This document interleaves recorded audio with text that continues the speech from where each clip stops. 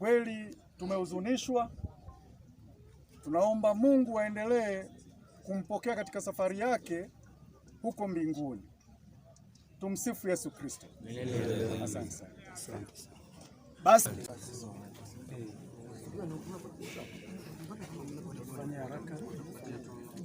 mwenyekiti wa zoni A tutamkabidhi kijana wetu kwa mujibu wa utaratibu wetu. Mwenyekiti kanda B, mwenyekiti kanda ya magharibi, na wewe Chikiasi utamkabidhi kijana wetu. Nashukuru sana kwa utaratibu tuliojipangia. Ima, simama hapo, sinachukua vizuri. Mimi kama mwenyekiti wa kanda ya magharibi na mkabidhi mheshimiwa kijana wangu Ima shilingi 100,000.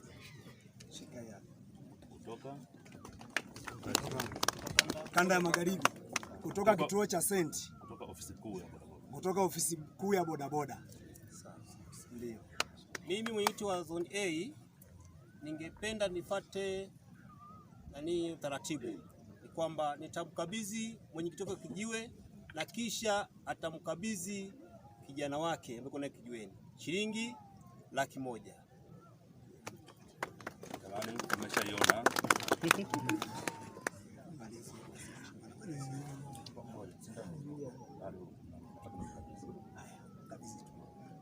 Mimi kama mwenyekiti wake wa kijiwe na mkabidhi shilingi 30,000 ambayo wamechanga wana kijiwe.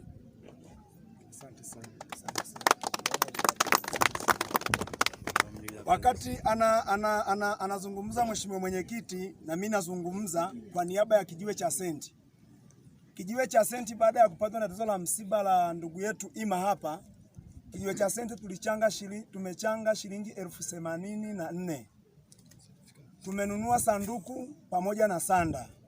Hela iliyobaki ni shilingi 9,000 na mkabidhi Ima hapa.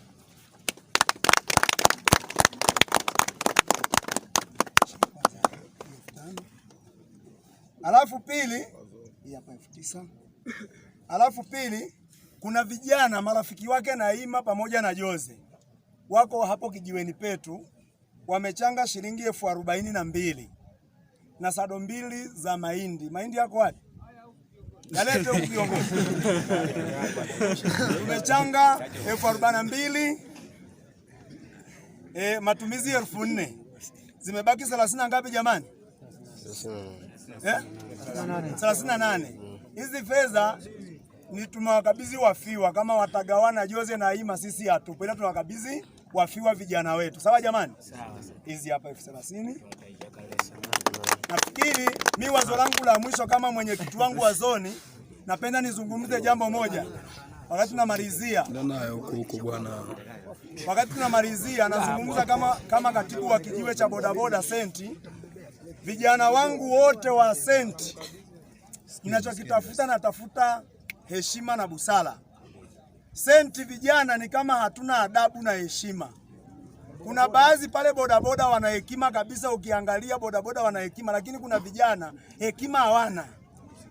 Hili jambo nataka lisirudie tena. Tumeamua kwenda pamoja kama bodaboda, tusimamie michango ambayo inatakiwa. Kila mwezi ni shilingi 2,000, changa shilingi